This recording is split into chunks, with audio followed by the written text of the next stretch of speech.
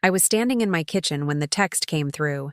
Not a call, not a conversation, just 11 words that made my hands shake so hard I had to set my coffee cup down before I dropped it. You've had your fun long enough. Time to help us build our real future. Melissa, my daughter-in-law.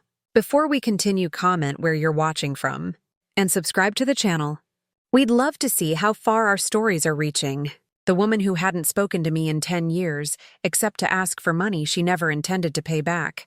I read it 3 times.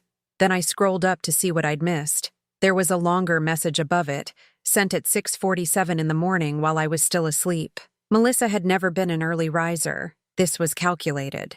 Caroline, Brandon, and I have been discussing our financial situation. We've decided to renew our vows with a proper celebration this time. The venue alone is $85,000, and with catering, flowers, photography, and the dress I've been dreaming about, we're looking at $200,000 total. We know you have that studio property on Elm Street. It's been 35 years. You've had a good run. We need you to sell it and give us the money. We're family. This is what family does. I sat down at my kitchen table, the same table where I'd taught Brandon to do his homework when he was 8. The same table where I'd eaten dinner alone for the past 10 years because my son and his wife decided I wasn't worth their time anymore. $200,000. The studio wasn't worth that much. Maybe $175,000 if I was lucky, and Melissa knew that. She wanted me to sell my life's work and still come up short. I thought about the studio, the smell of wet clay, the hum of the kiln, the shelves lined with 35 years of ceramic pieces, each one a memory. I'd bought that building in 1989 with money I'd saved from working 60-hour weeks at the high school, teaching art to kids who mostly didn't care. I'd taught pottery classes there on weekends. I'd survived my husband's death in that building, molding grief into bowls and vases because it was the only thing that kept me breathing. Brandon used to love that place. When he was little, he'd sit on the floor and make lopsided mugs while I worked. He'd press his small handprints into the clay and laugh when I fired them into permanence. I still had those handprints in a box somewhere. When did he stop being that boy? My phone buzzed again. Another text. We need an answer by Friday. That's 48 hours, Caroline. Don't make this harder than it needs to be. Friday. 2 days to decide whether to destroy everything I'd built so my son and his wife could throw a party. I wanted to call Brandon. I wanted to hear his voice tell me this was some kind of mistake, that Melissa had sent those messages without his knowledge. But I knew better. Brandon hadn't called me in 3 years. Not on my birthday, not on Christmas, not when I had pneumonia last winter and spent 5 days in the hospital. I opened my laptop and logged into my bank account. I'd been careful with money my whole life. I had $43,000 in savings. I had the studio, paid off 15 years ago. I had this house, also paid off. On paper, I looked comfortable. Comfortable enough for Melissa to decide I owed her something. I pulled up the property records for the studio. The county assessed it at $168,000. Not enough. Even if I sold it tomorrow, even if I emptied my savings, I'd still be $7,000 short of Melissa's demand. That's when I saw it, in the corner of my desk, half buried under a stack of old pottery magazines. A brown envelope, the lawyer's letterhead visible through the coffee stain on the corner. I'd signed those papers 3 weeks ago. My hands were steadier now. I picked up my phone and typed a reply to Melissa. I'll think about it. I didn't tell her the studio wasn't mine anymore. I didn't tell her I'd sold it to Dr. Harold Chen, the dentist who'd been looking for investment properties in downtown Toledo. I didn't tell her that the money was already in a separate account, untouchable, waiting. I just let her think she still had power over me, because I needed to know something first. I needed to know if Brandon was the one asking, or if he was just Melissa's puppet. I needed to know if my son was still in there somewhere, or if I'd lost him completely. I grabbed my keys and drove to the studio. I still had access for another 2 weeks, part of the agreement with Dr. Chen. The building looked the same as always. Brick front, tall windows, the faded sign that read Abernathy Ceramics Studio, in letters I'd painted myself 30 years ago. I unlocked the door and stepped inside. The smell hit me first. Clay and dust, and the particular metallic scent of glaze chemicals. My kiln sat in the corner, cold now. I hadn't fired it in months. I walked through the space slowly, running my fingers along the shelves. Bowls, plates, mugs, a lifetime of work. Dr. Chen had agreed to let me move everything out before he took possession. I had 14 days left. That's when I found it. On my workbench, under a tarp I didn't remember putting there. A folder, legal size. Inside was a power of attorney document with my signature on it. Except I'd never signed it. The signature was close. Good enough to fool someone who wasn't paying attention. But I knew my own handwriting. The curve of the C was wrong. The loop of the Y too tight. Brandon had forged my signature. He'd tried to sell the studio without my permission. I sat down on my work stool and stared at the document. My son, my only child, the boy I'd raised alone after his father died, the boy whose architecture degree I'd paid for with $87,000 I'd saved over 20 years. He'd tried to steal from me. I took out my phone and photographed every page of the document. Then I put it back exactly where I'd found it. I locked the studio door behind me and sat in my car for 20 minutes, trying to decide what kind of mother I was going to be. The kind who pretended she didn't know? The kind who confronted him? The kind who called the police on her own son? Or the kind who did nothing and waited to see just how far they'd go? I didn't answer Melissa's text. Not Friday, not Saturday, not Sunday morning when she sent 3 more messages, each one shorter and angrier than the last. By Sunday afternoon, my sister Rachel called. "Caroline, what's going on?" Her voice had that edge it always got when she was pretending to care. "Melissa says you're being difficult about helping Brandon." I was washing dishes. I held the phone between my ear and shoulder, my hands still in the soapy water. Difficult. She told me about the vow renewal. It sounds lovely. And you have that studio just sitting there. It's not like you use it anymore. I'd used it last month, but Rachel wouldn't know that. Rachel hadn't visited me in 7 years. "The studio isn't available," I said. "What does that mean?" "It means I can't sell it." Silence. Then Rachel's voice went cold. "Can't or won't? Does it matter?" She hung up on me. That's how I knew Thanksgiving dinner was going to be bad. Rachel hosted Thanksgiving at her house in the suburbs. She'd invited me 2 weeks ago, back when she was still pretending we were a normal family. I'd almost declined. Almost stayed home with a frozen turkey breast and a bottle of wine. But I needed to see Brandon's face. I needed to look my son in the eye and see if there was anything left of the boy who used to help me wedge clay on Saturday mornings. I brought a pumpkin pie from the bakery on Cherry Street. The same bakery where I used to take Brandon for cookies after his pottery lessons. He'd always chosen the ones with orange frosting. Rachel's house was full when I arrived. Brandon's car in the driveway. Melissa's white SUV parked at an angle like she owned the street. I sat in my car for 5 minutes, holding the pie, trying to remember why I'd thought this was a good idea. The front door opened before I could knock. Emma, my 17-year-old granddaughter, stood there in a dress I'd never seen before. Expensive. Her hair was different too. Highlighted. Professional. "Hi, Grandma," she said. But she didn't smile, didn't move to hug me. "Hi, sweetheart. You look beautiful." She glanced back into the house, then stepped aside to let me in. Mom's in the kitchen, not Mom and Dad, just Mom. I walked through Rachel's living room. New furniture since the last time I'd been here. Cream-colored sofa, glass coffee table, abstract art on the walls that probably cost more than my monthly pension. Rachel had always been good at spending money she didn't have. The dining room table was set for 8. I counted the place cards. Rachel, her husband Tom, Brandon, Melissa, Emma, Lucas, my 14-year-old grandson, Rachel's daughter Patricia, and me, at the far end of the table, next to the kitchen door. Brandon was standing by the window, drink in hand. He'd put on weight. His hair was thinner. He looked older than 40. "Hi, Mom," he said when he saw me. No hug, no smile.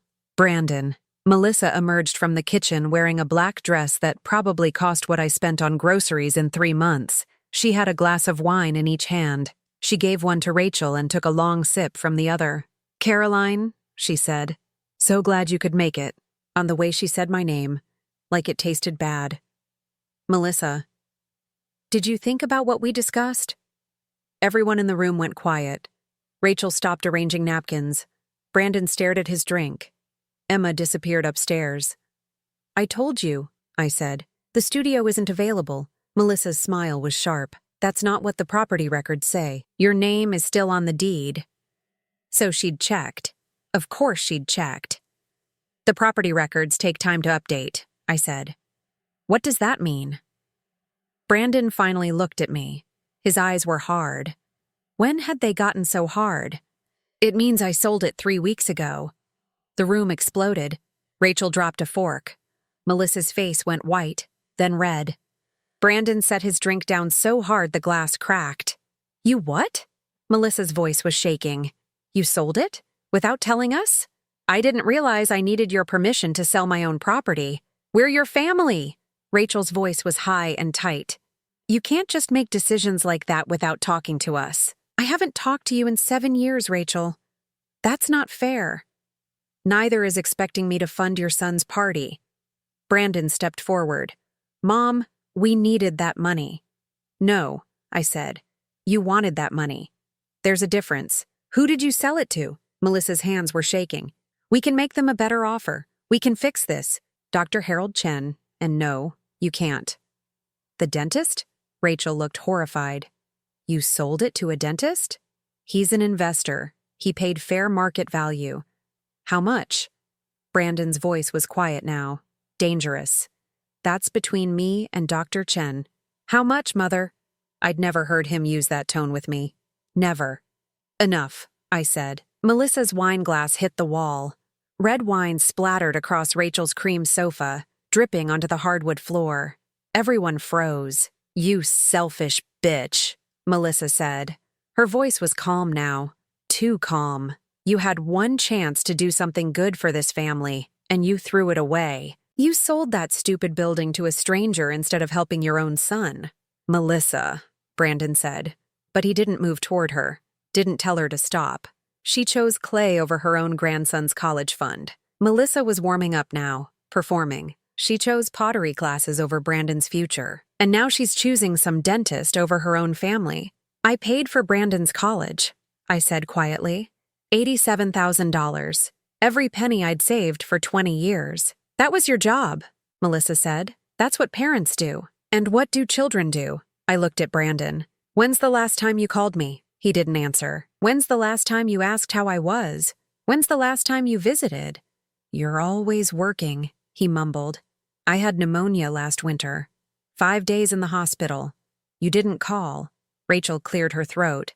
Maybe we should all sit down and discuss this calmly. There's nothing to discuss, I said. The studio is sold. The money is in the bank, and I'm going home. I set the pie on the entry table and walked toward the door. We're not done, Melissa called after me. This isn't over, Caroline. I stopped with my hand on the doorknob, turned back, looked at my son. Brandon, did you forge my signature on a power of attorney? His face went gray. I found it, I said, in the studio, under a tarp. Rachel's gasp was loud in the sudden silence. I was going to ask you, Brandon said. I was going to explain. But you didn't. You forged it instead. We were desperate. You were greedy. I opened the door. There's a difference. I drove home through empty streets. Everyone else was inside with their families, eating turkey, pretending everything was fine. My phone started ringing before I got home. Brandon, then Melissa, then Rachel, then Brandon again. I turned it off. At home, I made a sandwich and ate it standing up in my kitchen. Then I went to my bedroom and pulled a box from the top shelf of my closet. Inside were Brandon's handprint tiles, 5 of them, made when he was between 6 and 10 years old, his small fingers pressed into clay that was now permanent, unchangeable. I'd kept them all these years thinking they meant something, thinking they were proof of the bond we'd had. Now I wondered if that bond had ever been real, or if I'd just been convenient. A source of money and free labor until they didn't need me anymore. I put the box back and pulled out a different folder, the one my lawyer had given me. Inside was my new will, written 2 weeks ago. Everything I owned split between a scholarship fund for art students and the Toledo Animal Shelter. Brandon's name appeared once, in a paragraph that explained why he wasn't receiving an inheritance. I'd thought I might change it back one day. I'd thought maybe we'd reconcile, but that was before the forged signature, before Melissa threw the wine glass, before Brandon looked at me like I was an obstacle instead of his mother. I signed the will with my real signature, the one with the proper curve on the C and the right loop on the Y. Then I put it in an envelope and set it on my desk, ready to mail to my lawyer tomorrow. Outside, a car pulled up to my house. Headlights swept across my bedroom wall. Then darkness. I looked out the window. Brandon's car. He was sitting behind the wheel, staring at my house. His phone was pressed to his ear. He sat there for 20 minutes. Never got out. Never knocked. Finally, he drove away. My phone buzzed with a voicemail notification. I didn't listen to it. I didn't listen to Brandon's voicemail for 3 days. I didn't answer Rachel's calls. I didn't respond to Melissa's texts, which went from angry to threatening to almost apologetic, before cycling back to angry again.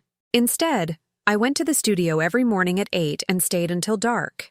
I had 1 week left. 7 days to pack up 35 years of my life and decide what to keep, what to donate, and what to throw away. On Monday, I wrapped bowls in newspaper. 43 bowls, all different sizes. I'd made the first one in 1990, right after my husband died. It was lopsided and the glaze had run, but I'd kept it anyway. A reminder that broken things can still hold water. On Tuesday, I sorted through boxes of old class rosters, names I'd forgotten, faces that had aged in my memory. One roster from 2003 had Brandon's name on it, back when he was 18 and still pretended to enjoy spending time with me. He'd made a vase that summer, tall and narrow with a blue glaze. I'd kept it on my mantel for years until Melissa said it didn't match her decor. I found it on a shelf in the back room, dusty but intact. I wrapped it in bubble wrap and set it aside. I wasn't sure why. On Wednesday, I cleaned the kiln. It hadn't been fired in 2 months. The elements were old. The bricks cracked. Dr. Chen said he was going to gut the building and turn it into office space for his dental practice. The kiln would be hauled to the dump. I ran my hand over the metal door. How many times had I opened this? How many pieces had I pulled out, hot and transformed? Clay into ceramic, soft into permanent. It felt like a metaphor for something, but I was too tired to figure out what. On Thursday, Rachel showed up. I was sorting through glaze chemicals when I heard the door open. I knew it was her from the way she cleared her throat. Rachel had always announced herself like that, as if she needed permission to exist in a room. Caroline, I didn't turn around. Rachel. I wanted to talk. About what? About Thanksgiving. Things got out of hand. I poured a bucket of old glaze powder into a trash bag. The dust made my eyes water. Did they? Melissa was upset. She didn't mean what she said. Which part? The part where she called me a selfish bitch, or the part where she threw the wine glass? Rachel was quiet for a moment. Then she said, "You have to understand. They're under a lot of financial pressure. So am I. We all are. But you have the money from the studio." There it was. The real reason she'd come. "How much did Dr. Chen pay you?" Rachel's voice had changed. Less apologetic, more calculating. Brandon said it had to be at least $175,000, maybe more. I turned to face her. My sister looked older in the harsh fluorescent light, lines around her mouth, gray roots showing through the blonde. When had we both gotten so old? "That's not your business," I said. "It is if you're being unfair to Brandon." "Unfair? He's your son, Caroline. Your only child. Everything you have should go to him eventually. Should it? That's how families work." I laughed. It came out harsh and bitter. "Rachel, when's the last time you visited me?" She blinked. "I've been busy." 7 years. I counted. "The last time you came to my house was for Tom's birthday party, and you only came because I offered to host it for free." "That's not fair. You've said that word a lot lately." "Fair. But I'm trying to figure out what part of this is fair to me. Is it fair that I paid for Brandon's college while you paid for nothing? Is it fair that I worked 60-hour weeks so I could keep the studio open while you borrowed money for vacations? Is it fair that I spent 10 years being ignored by my own family, and now that I've sold something that belongs to me, suddenly everyone cares? Rachel's face went red. You always do this. You always make yourself the victim. I'm not the victim. I'm just done being the bank. Brandon needed that money. Brandon forged my signature. The silence was thick and ugly. He told me, Rachel finally said. He said it was a misunderstanding. A misunderstanding. He was going to ask you. He just wanted to have the paperwork ready. That's not how power of attorney works, Rachel. That's fraud. You're really going to ruin your son's life over this? I picked up another box, started wrapping mugs. I'm not ruining anything. I'm protecting myself from people who think I owe them something I don't. Rachel stood there for another minute. Then she said, You're going to regret this. Maybe. But it'll be my regret, not yours. She left without saying goodbye. On Friday, I was alone again. I'd always liked being alone. People didn't understand that. They thought loneliness and solitude were the same thing. They weren't. Loneliness was what I felt at Thanksgiving, surrounded by family who looked at me like an ATM. Solitude was this, quiet, peaceful, just me and the work. I sat on my work stool and looked around the studio. Empty shelves, bare walls, boxes stacked by the door. It didn't look like my space anymore. It looked like a warehouse. My phone buzzed. I'd started keeping it on silent, but I could still feel it vibrate in my pocket. I pulled it out. A text from a number I didn't recognize. Then I saw the photo. It was my studio door, the lock, and a hand holding a key. Melissa's hand. I recognized the engagement ring. 3 carats, princess cut. Brandon had spent $12,000 on that ring. Money he'd borrowed from me and never paid back. Below the photo, a message. We're going to get what's ours, one way or another. My heart was pounding. I stood up and walked to the front door, checked the lock, still intact. I looked out the window. The street was empty. How did they get a key? Then I remembered. Brandon had a key. I'd given it to him 15 years ago when he was in college and needed a quiet place to study. He'd never given it back. I thought about calling the police, but what would I say? My son has a key to a building I used to own? My daughter-in-law sent me a threatening text? They hadn't broken in. They hadn't destroyed anything. Not yet. But the message was clear. They were going to. I called Dr. Chen. Caroline, he answered on the second ring. How's the packing going? Fine. I need to ask you something. When do you officially take possession? Closing is Tuesday. Why? I think there might be some trouble. From my family. He was quiet for a moment. What kind of trouble? The kind where they might try to damage the property before you take ownership. Can you be more specific? I told him about the text, about the key, about Thanksgiving and the forged signature and everything I should have told him before I sold him the building. When I finished, he said, Do you want me to call the police? Not yet. They haven't done anything yet. But you think they will? Yes. Okay, he said. I'm going to install security cameras this weekend, and I'm going to change the locks tonight. Can you meet me there in an hour? Yes. Good. And Caroline? I'm sorry you're going through this. Thank you. I hung up and looked around the studio one more time. Tomorrow someone would come and change the locks. Tomorrow this place would stop being mine in every way that mattered. I thought about Brandon, about the boy who used to make lopsided mugs and laugh when the clay got under his fingernails, about the man who'd forged my signature and married a woman who sent threatening texts. I thought about the vase I'd wrapped in bubble wrap, the one Brandon had made when he was 18. I unwrapped it, held it up to the light. It really was a beautiful piece. The glaze had turned out perfectly. Deep blue with hints of green where it had pooled in the grooves. I carried it to the sink, turned on the water, filled the vase, and watched the water rise to the rim. Then I poured the water out and dried the vase with a towel. I set it on the highest shelf, in the back corner, where it would be hard to reach. If they came to destroy things, they'd start with what was easy, what was obvious. They might miss this, or they might not. Either way, I'd know. I'd know if my son was willing to destroy something beautiful he'd made with his own hands, just to hurt me. I locked the door behind me and drove home. Dr. Chen texted me at 8 p.m. Locks changed. Cameras installed. I'll monitor them remotely. If anyone shows up, you'll know. I texted back. Thank you. Then I poured myself a glass of wine and sat in my living room with all the lights off, waiting. My phone was on the coffee table, screen facing up. At 10:47 p.m., it lit up with a notification. Motion detected at the studio. I opened the app Dr. Chen had sent me. The camera feed was grainy but clear enough. 3 people standing at the studio door. Brandon, Melissa, Rachel. Brandon was trying his key. It didn't work. Melissa pulled out her phone, made a call.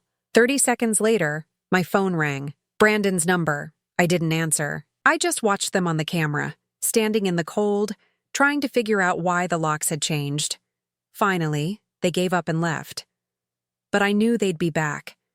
And next time, they wouldn't bother with a key. They came back on Friday. I knew they would. Dr. Chen's security system sent me alerts every time motion was detected near the studio. On Tuesday, someone drove by slowly at 2 a.m. On Wednesday, a car parked across the street for 40 minutes. On Thursday, nothing. The waiting was the worst part. I'd finished packing on Monday. Everything worth keeping was in storage. Everything else was donated or thrown away. The studio was empty except for the shelves, the kiln, and the vase on the top shelf in the back corner. Brandon's vase, still sitting where I'd left it. Dr. Chen had offered to be there on Friday. He'd wanted to call the police preemptively, but I'd asked him not to. I need to know, I told him on the phone Thursday night. I need to know if they'll actually do it. Caroline, he'd said gently, you already know. Maybe I did. But there's knowing and there's seeing. I needed to see. On Friday morning, I went to the studio one last time. The keys Dr. Chen had given me felt heavy in my hand. New keys for a building that wasn't mine anymore. I let myself in and stood in the empty space. It echoed now. My footsteps sounded loud on the concrete floor. I'd spent 35 years here. I'd taught hundreds of students. I'd made thousands of pieces. I'd buried my grief in clay after my husband died. I'd rebuilt myself in this room, and now it was just 4 walls and a concrete floor. I walked to the back corner and looked up at the shelf. The vase was still there, blue and green glaze catching the morning light through the dusty windows. I could have taken it down, could have hidden it somewhere safe, but I didn't. I took out my phone and checked the camera app. 6 cameras total, covering every angle of the interior. Dr. Chen had done a thorough job. If they came, I'd see everything. I left the studio at noon and drove home. At 2 p.m., I made myself lunch. Turkey sandwich, apple, cup of coffee. At 3 p.m., I tried to read a book. Couldn't focus. At 4 p.m., I opened my laptop and watched the camera feeds. Empty studio. Afternoon light moving across the floor. At 6:47 p.m., my phone buzzed. Motion detected. I opened the app. 4 people at the back door. Brandon, Melissa, Rachel, and Lucas, my 14-year-old grandson. They'd brought Lucas. My hands started shaking. I set the phone down on my kitchen table, then picked it up again. Brandon was holding a crowbar. Rachel had a flashlight. Melissa was holding her phone, probably recording. Lucas stood off to the side, hands in his pockets, looking uncomfortable. Brandon wedged the crowbar into the door frame. It took him 3 tries, but the door gave way with a crack that made me flinch even though I was 3 miles away. They went inside. I switched to the interior cameras. Melissa went first, sweeping her phone around like she was documenting evidence. See?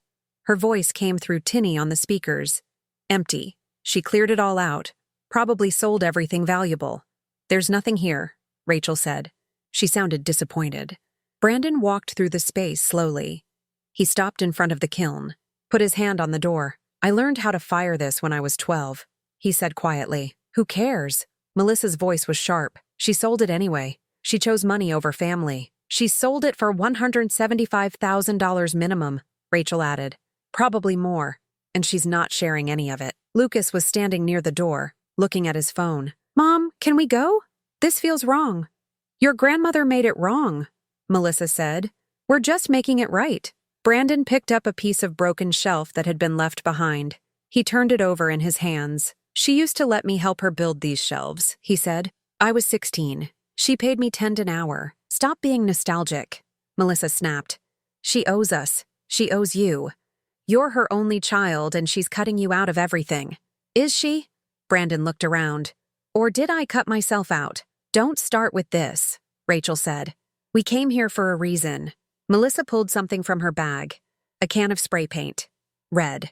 My stomach dropped. What are you doing? Brandon asked.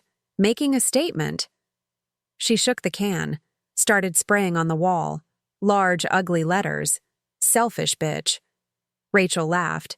That's good. Do another one. Melissa sprayed on the opposite wall. Thief. Brandon stood frozen, holding the piece of shelf.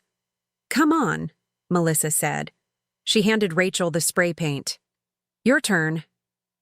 Rachel hesitated for just a second. Then she sprayed bad mother across the front wall. Lucas was still by the door. This is vandalism. We could get arrested. Only if someone calls the police, Melissa said. And your grandmother isn't here to call anyone, is she? She walked over to the kiln, tried to open the door. It was stuck. Brandon, help me with this. Why? Because I want to see if there's anything inside we can smash. Melissa. What? You said yourself she threw away your childhood. Let's throw away hers. Brandon finally moved. He set the shelf piece down and walked toward the kiln, but he didn't help open it. He stepped in front of Melissa. No, he said. Excuse me? I said no. The kiln stays. Are you kidding me right now? Melissa's voice went up an octave. After everything she's done? After she chose a stranger over her own son? She didn't choose a stranger. She chose herself. That's the same thing. It's not. Rachel cleared her throat. We should probably go. We made our point. But Melissa wasn't done. She looked around the room, searching for something else to destroy. That's when she saw it. The vase on the top shelf. What's that? She dragged a stool over and climbed up. Reached for the vase. Don't, Brandon said. Melissa pulled it down, held it up to the light. This is nice. Looks handmade. Probably worth something. Put it back, Brandon said quietly. Why? She left it here. She obviously doesn't want it. That's mine. Melissa looked at him. What? I made it. When I was 18, in her summer class. So? Melissa smiled. Even better. She threw it. The vase hit the concrete floor and shattered into dozens of pieces. Blue and green shards scattered across the empty studio. Lucas made a sound. Not quite a gasp, not quite a cry. Brandon stood completely still. There, Melissa said. Now we're even. Rachel was already moving toward the door. We need to leave now. Melissa climbed down from the stool, brushed off her hands. Feel better? Brandon didn't answer. He was staring at the broken pieces on the floor. They left through the back door. I watched them pile into Melissa's SUV and drive away. I sat in my kitchen for 5 minutes, staring at my phone. Then I called Dr. Chen. They came, I said. I saw.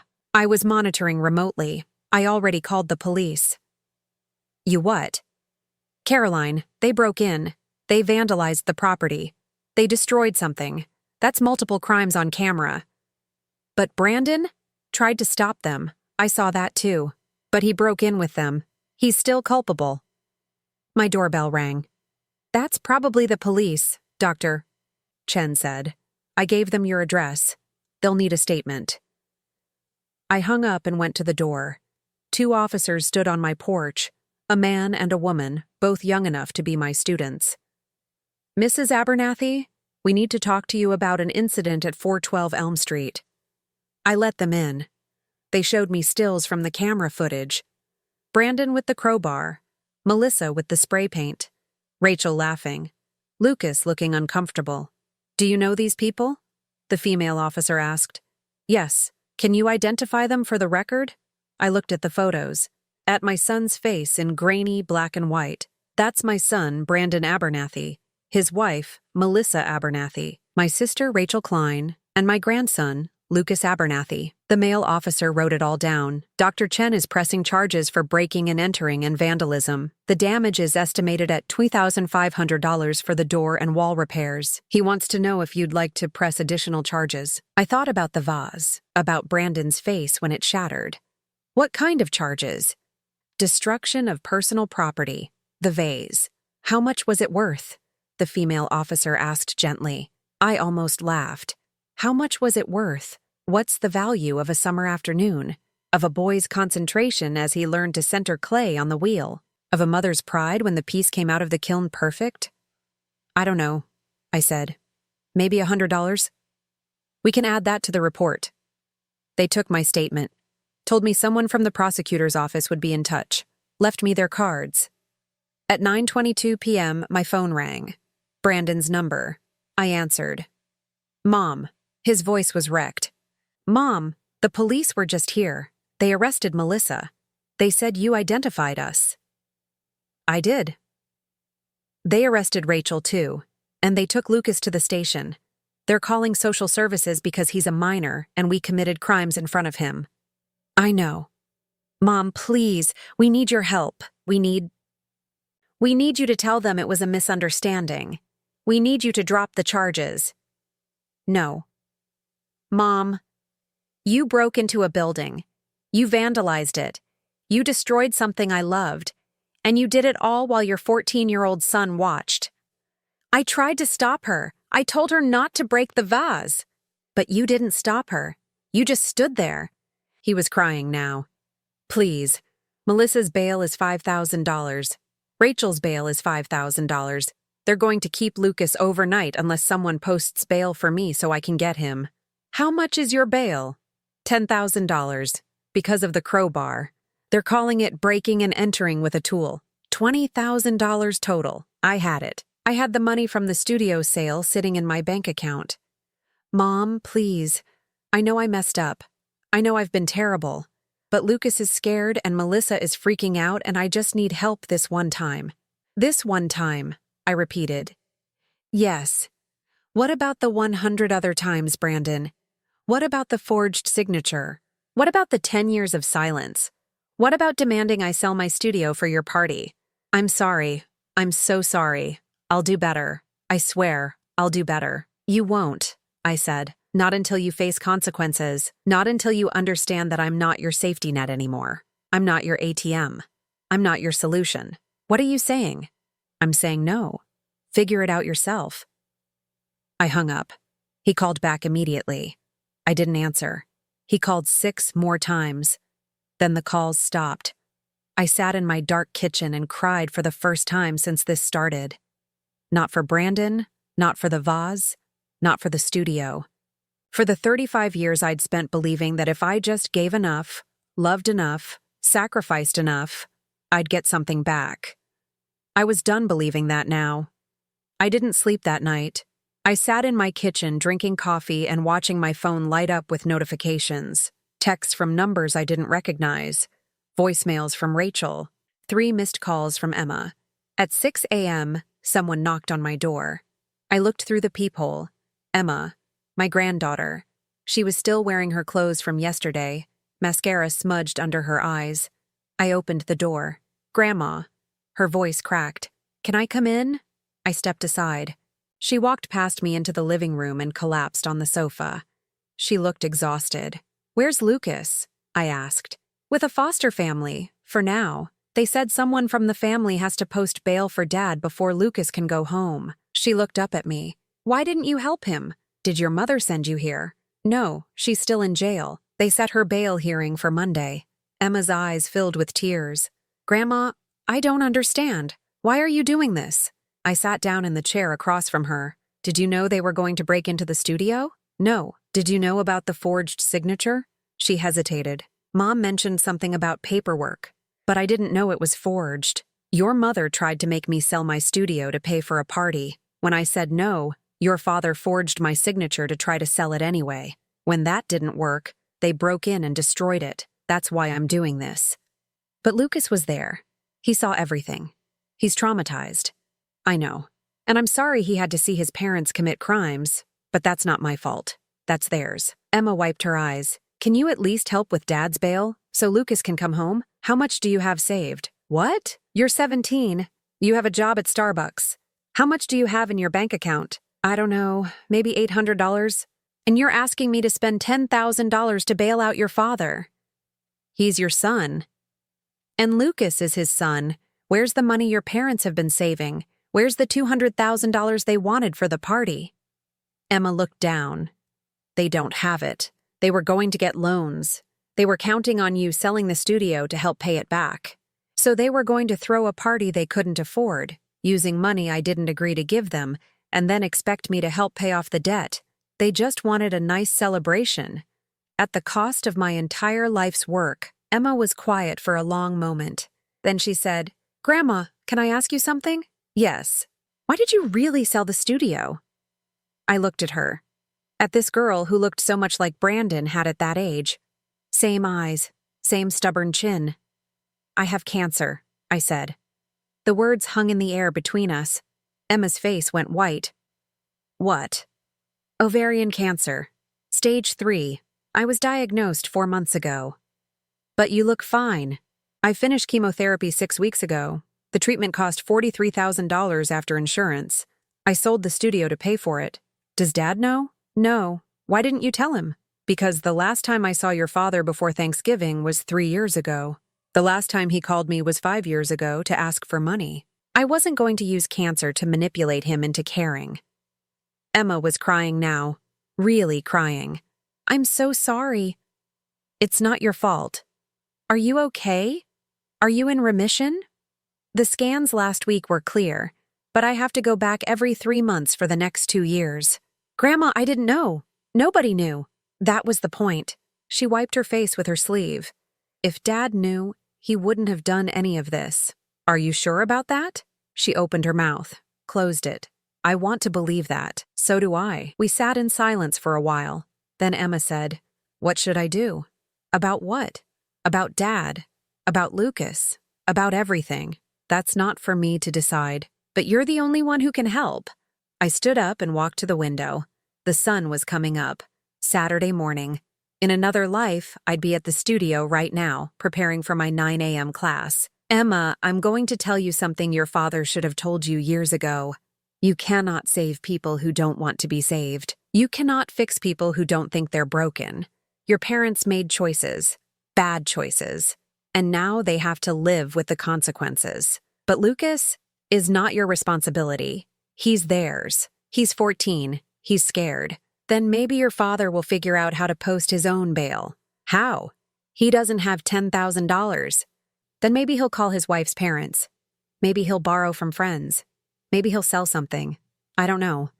But it's not my problem to solve." Emma stood up. "I thought you loved us." "I do. That's why I'm doing this." "That doesn't make sense." "It will. Someday." She left without saying goodbye. At 2 p.m., my phone rang. Brandon's number. I almost didn't answer, but something made me pick up. "Mom." It wasn't Brandon. It was a woman's voice. Older. "This is Sandra Abernathy, Brandon's mother-in-law. I'd met Sandra twice, both times briefly. She'd always struck me as the kind of woman who smiled a lot but didn't mean it. "What can I do for you, Sandra?" "You can drop the charges against my daughter." "No. Melissa made a mistake. She's sorry." "Is she?" "She's a good person who got caught up in a bad situation." "The bad situation of breaking into a building and vandalizing it?" "Your son is the one who broke the door. Melissa just followed him inside. Your daughter spray-painted obscenities on the walls and destroyed a piece of pottery. That's not following. That's participating." "It's all your fault." Sandra's voice went sharp. "You're the one who caused this. You're the one who refused to help your own family." "I helped my family for 40 years. I'm done now. You're a bitter old woman who can't stand to see young people happy." I almost laughed. "Sandra, your daughter is sitting in jail right now because she couldn't accept that I have a right to my own money. If that's your definition of happiness, we have very different values. You'll regret this. Maybe, but I'll regret it in my own house, with my own money in my own bank account." She hung up. At 4 p.m., my lawyer called. Mr. Weber. I'd called him Friday night after the police left. "Caroline, I have news. Brandon's bail hearing was moved up. It's scheduled for tomorrow morning at 9 a.m. Why? His public defender argued that Lucas needs to be reunited with a parent as soon as possible. The judge agreed. So, Brandon gets out tomorrow? If he can post bail. Which brings me to my next point. Brandon's attorney contacted me. He wants you to testify as a character witness. Absolutely not. Caroline, you should think about this. If you testify that Brandon tried to stop the destruction, he didn't try hard enough. But he did try. The video shows him stepping in front of the kiln, telling Melissa to stop. And then he stood there and watched her break the vase. Mr. Weber was quiet for a moment. What if I told you that testifying could get the charges reduced? That Brandon could potentially avoid jail time? Then I'd say that's between Brandon and the judge. You're his mother. And he's my son who forged my signature and tried to steal from me. Being related doesn't give him a free pass. All right. I had to ask. Is there anything else? Yes. Melissa's attorney is claiming you orchestrated this, that you deliberately left the building accessible and baited them into breaking in. The locks were changed. The door was secured. They're arguing that you knew they'd come anyway, that you watched them on camera and waited to call the police so they'd do maximum damage. Dr. Chen called the police, not me. They're going to make you look vindictive. Let them. I have 35 years of documentation showing that I supported my son financially and emotionally. I have bank records showing I paid for his college. I have text messages showing they demanded $200,000 from me. And I have video of them breaking in and vandalizing the property. If that makes me vindictive, so be it. Okay, I'll see you at the hearing tomorrow. You'll need to be there as a witness for the prosecution. I'll be there. Sunday morning. I put on a navy blue dress and pearl earrings. The same earrings my husband had given me on our 20th anniversary. I looked at myself in the mirror. I looked tired, old, but steady. The courthouse was downtown. I'd driven past it 1,000 times but never been inside. It was all marble and fluorescent lights and people walking quickly with folders under their arms. Brandon's hearing was in courtroom 3. I sat in the back row. Brandon was led in wearing an orange jumpsuit. He looked awful, unshaven, hollow-eyed. He scanned the courtroom and his eyes found mine. I didn't look away. The hearing was quick. The prosecutor outlined the charges: breaking and entering, vandalism, destruction of property. The public defender argued that Brandon was a first-time offender with ties to the community and a minor child who needed him. Then the prosecutor called me. I walked to the witness stand, put my hand on the Bible, swore to tell the truth. The prosecutor asked me to describe what happened. I did. I explained about the text messages, the forged signature, the studio sale, the break-in. Then Brandon's attorney cross-examined me. Mrs. Abernathy, isn't it true that you sold the studio specifically to prevent your son from benefiting from it? No. I sold the studio to pay for cancer treatment. The courtroom went silent. Brandon's face crumbled. You have cancer? The attorney asked. I did. I'm in remission now. And your son didn't know? No. Why not? Because he hadn't spoken to me in 3 years. I wasn't going to use illness to manipulate him into caring. The attorney had no more questions. The judge set bail at $5,000, reduced from $10,000 because of the new information. Brandon was let out. He looked back at me once. His face was streaked with tears. I left the courthouse and drove home. At 7 p.m., my doorbell rang. Brandon. He'd posted bail. Somehow. I opened the door. Mom. He could barely speak. Cancer? Yes. Why didn't you tell me? When would I have told you? In between the texts demanding money? During the Thanksgiving dinner where your wife called me names? At the studio you broke into? He sank down on my porch steps. I'm so sorry. For which part? All of it. Everything. He looked up at me. I don't know how I became this person. Neither do I. I want to fix it. You can't. Not today. Maybe not ever. And will you let me try? I looked at my son. At this broken man who used to be a boy who made lopsided mugs. I don't know yet, I said. Ask me again when you've left Melissa. His eyes widened. What? You heard me. As long as you're with her, you're choosing her over everything else. including yourself. I closed the door. Through the window, I watched him sit on my porch for 20 minutes. Then he got up, got in his car, and drove away. Brandon filed for divorce on Tuesday. I found out from Emma. She called me from her car, crying so hard I could barely understand her. He left. Dad just left. He packed a bag and told Mom he was done. She's losing it. She's calling everyone. She called Aunt Rachel, but Rachel's lawyer said she can't talk to anyone involved in the case. Mom called her parents, but they hung up on her. Now she's calling Dad every 5 minutes and he won't answer. Where is he? I asked. I don't know. He said he needed space to think. And Lucas? With me. The court released him to Dad's custody yesterday, but Dad gave temporary custody to me. I'm 17. I don't know how to take care of a 14-year-old. You're doing fine. I'm not. I'm terrified. She took a shaky breath. Grandma? Can I ask you something? Yes. Did you mean what you said? About Dad having to leave Mom before you'd forgive him? Yes. He did it. He actually did it. I know. So does that mean? She trailed off, hope in her voice. It means I'll think about it. She was quiet for a moment. That's all? Emma, your father has 40 years of choices to answer for. Leaving your mother is one good choice. It doesn't erase the rest. But it's a start, right? Maybe. We hung up. I sat at my kitchen table with my coffee going cold, thinking about the boy who used to make handprints in clay and the man who'd broken into my studio with a crowbar. On Wednesday, Dr. Chen called. Caroline, I wanted you to know. The prosecutor offered Melissa a plea deal. She's refusing it. What kind of deal?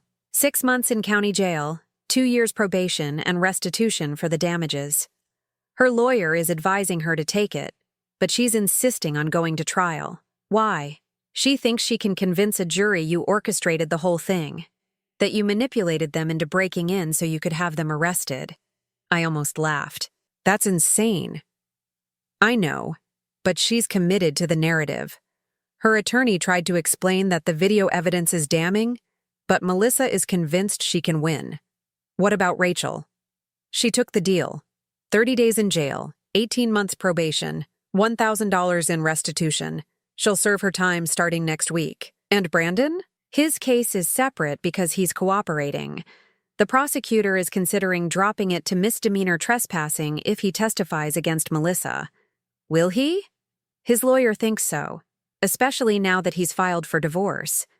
After we hung up, I walked to my closet and pulled down the box of Brandon's handprints.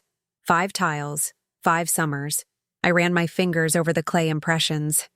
His hands had been so small. I put 4 of them back in the box. The 5th one, from when he was 10, I wrapped carefully in tissue paper and set on my desk. On Thursday, Brandon called. I let it ring twice before I answered. Mom, Brandon. I left her. I filed the papers. I'm staying at a motel on Route 51. I know. Emma told you? Yes. He was quiet for a moment. I wanted you to hear it from me. I wanted you to know that I'm trying. Trying what? To be better, to fix things, to be the person you raised me to be. Brandon, you're 40 years old. I didn't raise you to be anything. I gave you tools. What you built with them is your responsibility. I know. And I built something ugly. Yes, you did. I don't know how to undo it. You can't undo it. You can only do better going forward. Will you help me? I looked out my kitchen window. The sun was setting, painting everything gold and orange. What do you need? I need a place to stay. The motel is $60 a night. I can't afford it. I borrowed the money for my bail from my boss. I'm broke. What about Melissa's house? It's in her name. I have nothing. No savings, no assets. I signed everything over to her 2 years ago because her father said it would help with taxes. That was stupid. I know. You can stay here, I said, but there are conditions. Anything. You get therapy. Real therapy. Not just court-mandated anger management. You find a job that pays enough to support yourself. You rebuild your relationship with your children without using me as a bank or a babysitter. And you never, ever ask me for money again. I won't. I promise. Don't promise. Just do it. Okay, his voice cracked. Mom, I'm so sorry. About the cancer, about not being there, About everything. I know you are. Do you forgive me? I thought about that. Forgiveness. People acted like it was simple, like it was a switch you flipped. Angry to not angry. Hurt to not hurt. It wasn't that simple. I don't know yet, I said. Ask me again in a year. Brandon moved into my guest room on Friday. He brought one suitcase and a box of things Emma had salvaged from the house before Melissa changed the locks. Lucas came over on Saturday. He was taller than I remembered, thinner. He stood in my living room like he didn't know where to put his hands. Hi, Grandma. Hi, sweetheart. I'm sorry about what happened. At the studio. I didn't want to be there. I know. Mom said I had to come. She said we were proving a point. What point was that? That you were being unfair. But I don't think you were. I think Mom was wrong. I hugged him. He was stiff at first. Then he folded into me and cried. I was so scared, he whispered. When the police came, when they took us to the station, I thought I was going to jail. You're not going to jail. But Dad might. And Mom definitely is. Your mom made choices. So did your dad. Those are their consequences, not yours. But I was there. I saw them do it and I didn't stop them. You're 14. That wasn't your job. He pulled back and wiped his eyes. Grandma, do you hate us? No. I love you. I just don't like the choices your parents made. Do you think Dad can fix things? I don't know. But I think he's going to try. Melissa's trial was in March. I testified. So did Dr. Chen. So did Brandon. The video evidence was damning. Her own voice on camera, calling me names. Her hands holding the spray paint can. Her face when she threw the vase. The jury deliberated for 3 hours. Guilty on all counts. The judge sentenced her to 8 months in county jail, 3 years probation, and $12,500 in restitution. $2,500 for the door and wall repairs. $10,000 for emotional distress and punitive damages. Melissa stood when the verdict was read, looked directly at me. You did this, she said. You destroyed my family. No, I said quietly. You did that yourself. She was led away in handcuffs. Rachel served her 30 days. When she got out, she called me once. I didn't answer. She never called again. Brandon got a job at an architecture firm downtown. Not prestigious, but steady. He went to therapy every Wednesday. He had dinner with Lucas and Emma every Sunday. He didn't ask me for money. Not once. In April, Dr. Chen called with an offer. Caroline, I've been thinking. I'm converting part of the building into a dental office, but there's space in the back, a smaller studio. Would you be interested in teaching classes again? I'll cover the overhead if you split the profits 60-40. Why would you do that? Because I've seen what that building meant to you. And I think it deserves to make art again. I thought about it for 3 days. Then I said yes. On the first Saturday in May, I taught my first class in the new studio. 8 students, mostly older women like me. Women who'd spent their lives taking care of everyone else and were finally learning to take care of themselves. Brandon came to watch. He stood in the doorway, hands in his pockets. Can I come in? He asked. Yes. He walked around the space slowly. It was smaller than the old studio. Different layout. But it smelled the same. Clay and dust and possibility. I'm proud of you, he said. For what? For not giving up. For starting over. For choosing yourself. I didn't have a choice. Yes, you did. That's what makes it brave. He pulled something from his jacket pocket. A small package wrapped in newspaper. I made this in therapy. My counselor has a kiln at her house. She said it might help me process. I unwrapped it.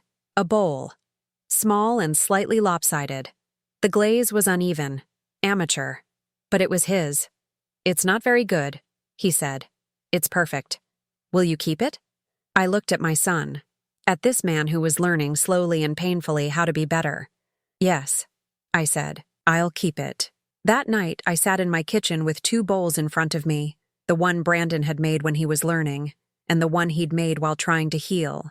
They didn't match. They weren't even close, but they were both his, and they were both mine. I filled them both with water and set them on my windowsill where the morning light would hit them. Some things break you, and some things break you open so the light can finally get in. I chose to be the third kind, and that, I think, is how you survive your own family.